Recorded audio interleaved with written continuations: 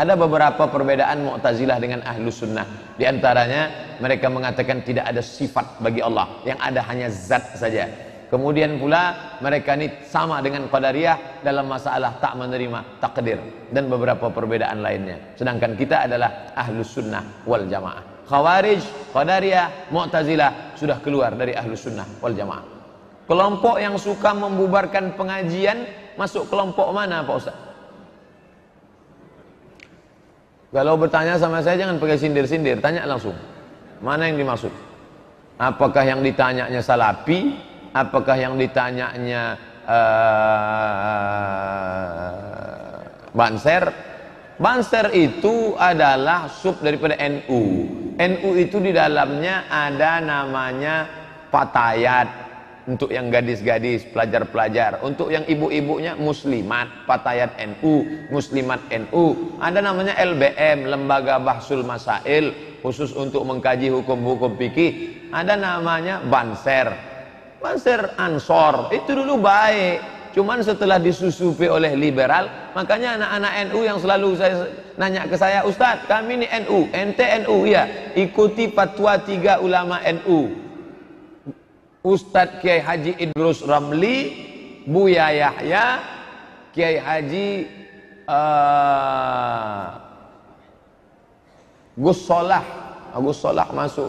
Yang dulu Kiai Hasim Muzadi. Tapi yang untuk yang pengajiannya yang banyak di internet, yang saya maksud adalah Buya Yahya, kemudian Kiai Haji Idrus Ramli, satu lagi lupa saya namanya, dari pondok pesantren khusus yang mendebat. Mereka tidak setuju dengan Syiah, tidak setuju dengan Mu'tazilah, tidak setuju dengan yang keluar dari Ahlus Sunnah wal Jamaah. Itu yang meneruskan Kiai Haji Hashim Asy'ari, Hadratus Syekh Hashim Asy'ari.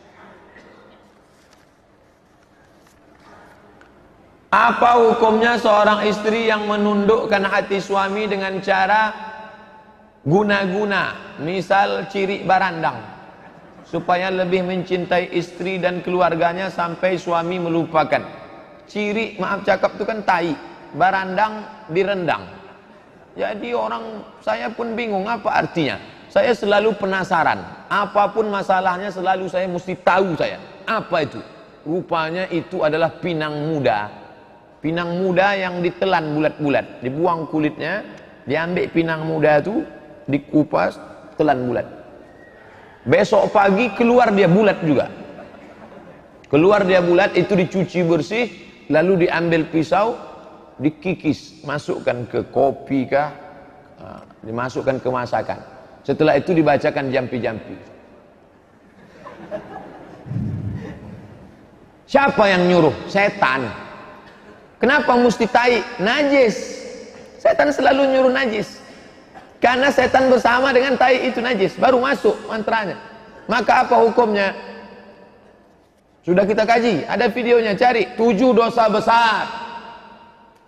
Ijtanibu jauhilah as-sab'a, 7 al-mubiqat yang akan menghancurkan imanmu, amalmu. Yang pertama, asyirku, syirik, minta kepada setan. Yang kedua, as-sihru, sihir, magic. Yang pernah melakukan, stop, berhenti. Patutlah suaminya patuh betul Pak Ustaz. Iyalah, dikasihnya pinang muda yang dikikis tadi. Jadi Pak Ustaz, boleh saya buat? Jangan, itu saya ceritakan supaya orang jangan melakukan. Seorang suami berimpak di kotak masjid, apakah pahala tersebut istrinya juga mendapatkannya? Karena istrinya jarang ke masjid, mempunyai anak bayi. Perbuatan yang dilakukan oleh perempuan, husnu taba'ulil mar'ati li zawjiha, perempuan yang berbakti, berbuat baik untuk rumah tangganya, ta'dilu, sama macam perbuatan laki-laki. Hadis sahih Al-Bukhari. Ta'dilu, sama, ekuivalen, sama. Ibu buat saja baik-baik, Allah tak tidur, la ta'khudhuhu sinatun wala naum. Maka perbuatan baik ibu di rumah itu sama macam perbuatan suami. Perempuan dapat pahala jihad, perempuan dapat pahala solat berjamaah, dia jaga dengan baik. Bahkan perempuan itu lebih hebat lagi dari laki-laki. Surga di bawah tapak kakinya, kunci surga ada pada perempuan. Ilzam rijlaiha fasammal jannah. Kau urus saja tapak kakinya, kau dapati surga di sana, kata Nabi SAW. Jangan khawatir, jangan takut jadi perempuan. Saya pengurus koperasi simpan pinjam. Tiap akhir tahun ada jasa keuntungan, dibagi-bagi. Kalau jatah saya disedekahkan, apakah saya terlepas dari dosa riba? Saya punya duit 10 juta, saya letakkan di koperasi. Nih, akhirnya dipakai duit itu untuk program riba. Maka saya sudah berkontribusi riba. Bapak yang punya duit untuk kelompok riba nih, balik dari sini cabut. Mohon maaf, duitku mesti ku cabut ini. Kalau bisa, yang lain sampaikan. Kalau tak bisa memperbaiki semua diri sendiri, cabut.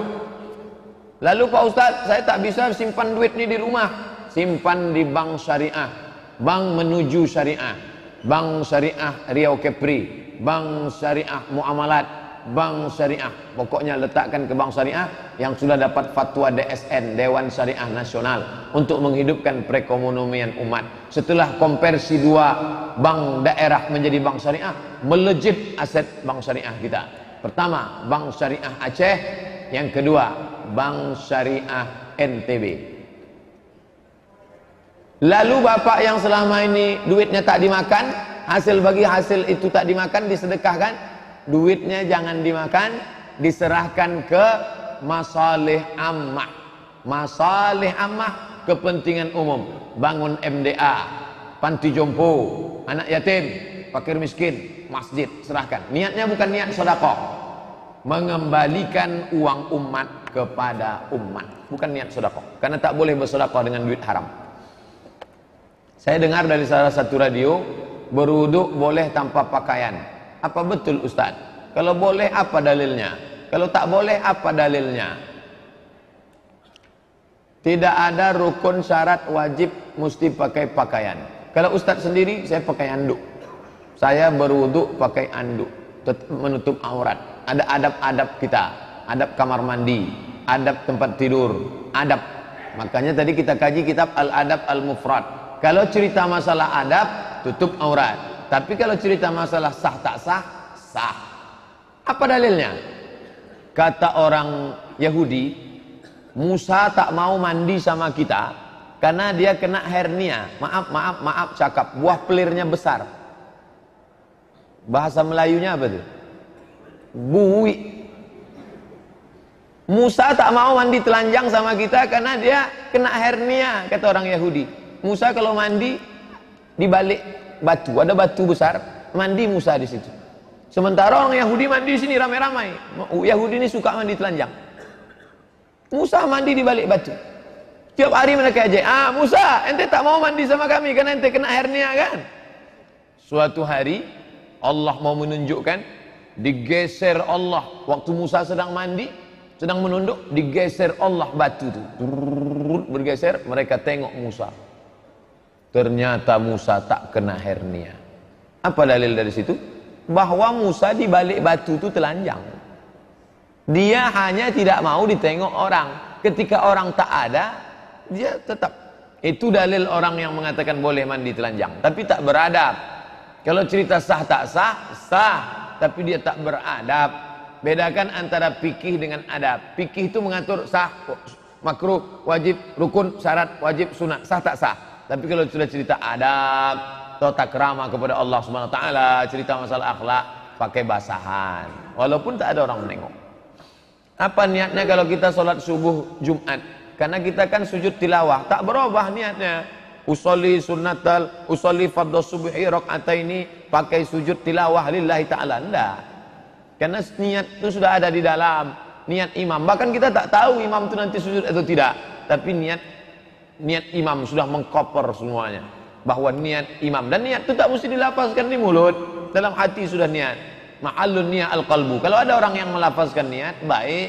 Mazhab Syafi'i mengatakan mustahab. Begitu dalam fikih Islam 4 mazhab, melafazkan niat untuk menghilangkan was-was. Niat imam sudah mencukupi. Tanpa solat witir sahkah solat tahajud? Solat tahajud sah. Solat itu dibuka dengan takbir, ditutup dengan salam, sah. Tapi tidak sempurna. Solat tahajud saja dia, tiba-tiba azan subuh, sah. Tapi paling bagusnya pakai witir. Witir 2, sebelum tidur malam atau setelah tahajud. Makanya dia tidak menjadi penutup. Tapi yang paling bagus tahajud tutup dengan witir. Tapi kalau dia tahajud saja sah, atau witirnya duluan bagus, tak salah. Ketika kita sampai di masjid, muazin sedang azan, bolehkah kita langsung sholat sunat atau menunggu azan? Tunggu azan selesai. Kenapa azan ditunggu? Karena kata Nabi, siapa yang menyambut seruan azan, diucapkannya macam yang dicakapkan si muazin, kecuali hayya 'alas shalah hayya 'alal falah, dijawabnya la haula wala quwata illa billah, ditutupnya dengan doa wasilah, Allahumma rabb hadhihi da'wati tammati wa salatil qa'imah ati sayyidina Muhammadan al-wasilatal fadilah wasyaraf wa darajatal 'aliyatar rafi'ah wa ba'athallahumma maqam mahmudan alladhi wa'atah innaka la tughliful mi'ad. Maka dia dapat balasan, halat lahu syafaati, layaklah dia mendapatkan syafaatku nanti hari kiamat. Saya tetap menunggu karena saya ingin dapat syafaat.